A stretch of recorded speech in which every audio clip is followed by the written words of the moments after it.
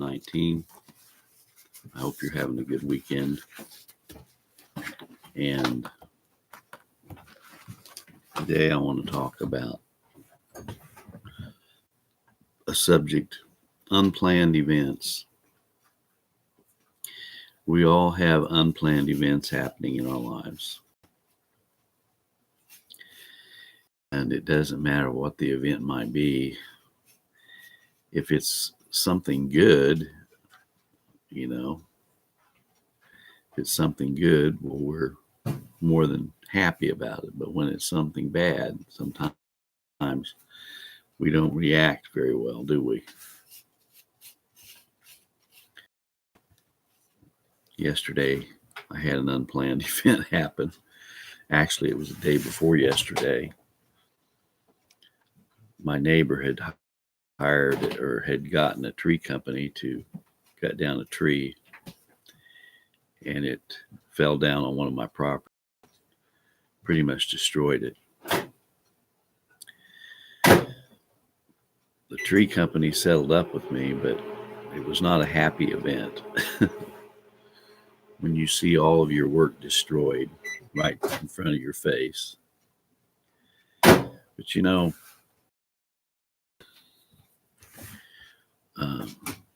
I must say that when we have these things happen, it's real easy for us to get in the flesh and to get on the defensive.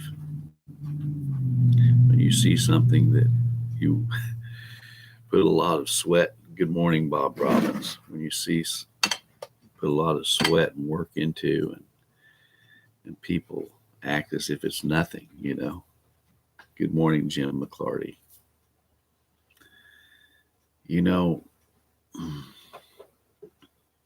Sometimes people's, and I'm speaking to myself, our attitudes are a reflection of where we place our values. Job said, "Naked came I into the world, and naked will I leave." And when something like that happens, when you see the destruction of your property and a tree taking a wrong turn and falling on your property, you realize the hand of God's in it. The hand of God is in everything. Whether it's a tree falling on your property, whether it's someone running into your car, whatever it is, if we actually believe Romans 8, which says all things work together for good to them that love the Lord and are called according to his purpose, includes these bad things or these seemingly bad things that are happening. We don't have to like it. I don't like the fact that my property, okay. But it's just all it is wood and metal and stubble. That's all it is. Seems really important to us at times. Well, life has a way of teaching us a lesson. Life is full of lessons. And sometimes we don't pass the test of those lessons, do we?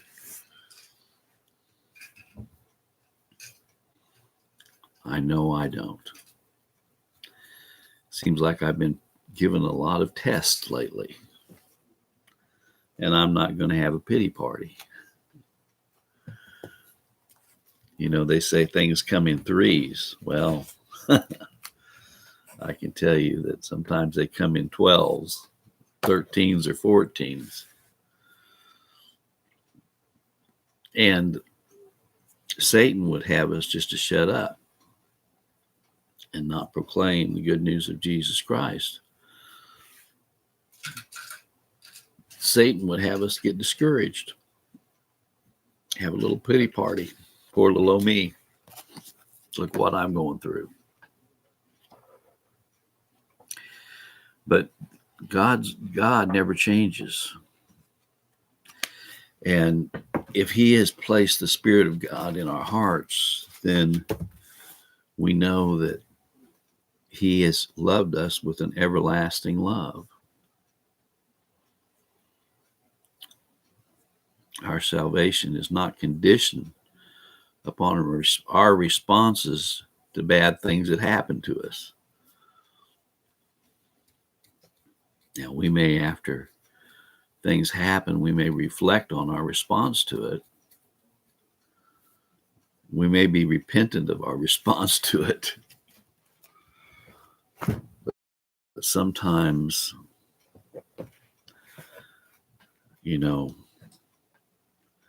we're tested and tried. We're put through the fire,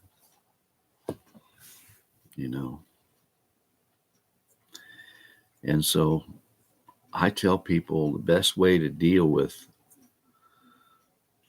things that you haven't responded correctly to is take it to God. Take it to God. He says he was wounded for our transgressions. He was bruised for our iniquities, and by his stripes we are healed. If we confess our sins, he's faithful and just to forgive us our sins and to cleanse us from all unrighteousness. When we feel like we've been hurt or we've been harmed,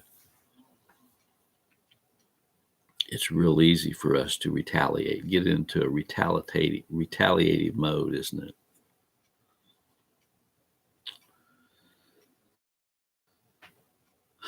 I've done it many times, especially when someone has a real nonchalant attitude about something, Oh, big deal, big deal, Well, it may not be a big deal to them, but it might be a big deal to you at the time.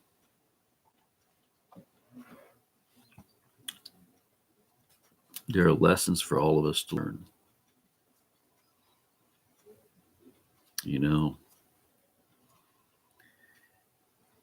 By love, serve one another. How many times have I failed in that regard? Brethren, if a man be overtaken in a fault, ye which are spiritual, restore such a one in the spirit of meekness, considering thyself, lest thou also be tempted. Bear ye one another's burdens, and so fulfill the law of Christ. Well, do you ever feel like that nobody's bearing your burdens? Well, turn it around. Are you bearing others' burdens? That's the real kicker, isn't it? Brethren, if any of you do err from the truth, and one convert him, let him know that he which converteth the sinner from the error of his ways shall save a soul from death, and shall hide a multitude of sins. Seeing ye have purified your souls in obeying the truth through the Spirit unto unfeigned love of the brethren, see that ye love one another with a pure heart fervently. Owe no man anything but to love one another. For he that loveth another hath fulfilled the law. Be kindly affectionate one to another in brotherly love and honor, preferring one another. Yea, all ye be subjected one to another, and be clothed with humility, for God resisteth the proud and give grace to the humble. We that are strong ought to bear the infirmities of the weak, and not to please ourselves. Well, I must say I'm guilty in all parts of not fulfilling that.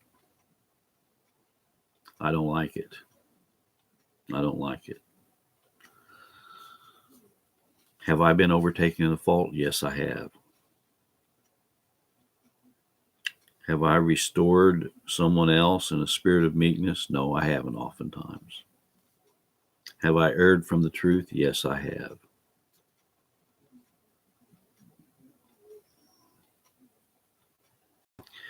Have I been kindly affectionate one to another? Sometimes. Sometimes not. Have I been subject one to another? Not always. Not always. Have I been clothed with humility? No. Have I been proudful and haughty? Yes, I have. Have I sought to bear the infirmities of the weak sometimes? Sometimes not. So this is putting the mirror back on us, isn't it? Putting the mirror back on us. I read from Galatians 5:13, Galatians 6:1-2, James 5:19-20, 1 Peter 1:22, Romans 13:8, Romans 12:10, 1 Peter 5:5, and Romans 15:1.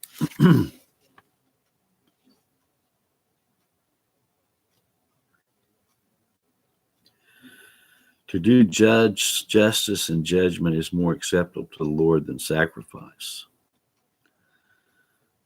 Well, he says, what does the Lord require of thee but to do justly, to walk humbly with thy God? Well, this morning, I've been convicted that I failed again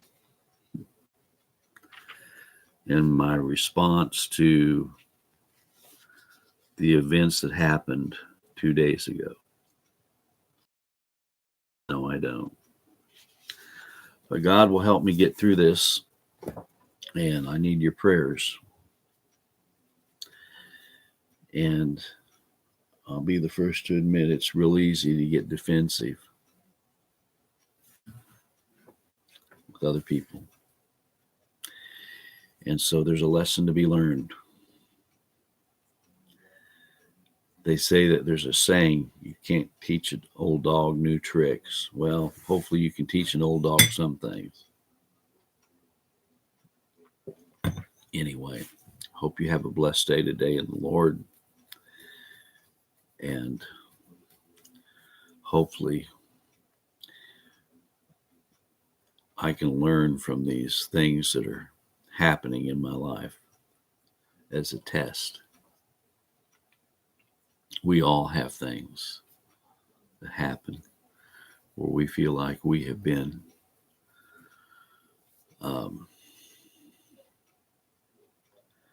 put through the fire, so to speak. And we could sit there and do a list of all the things we've had to go through. It's not going to change anything. It's not going to change a thing. Paul talked about how many times he was beaten, how many times he was beaten with rods, how many times he was shipwrecked, all the things that happened to him. As an example, if we think we're going through a lot, let's look back at the apostles.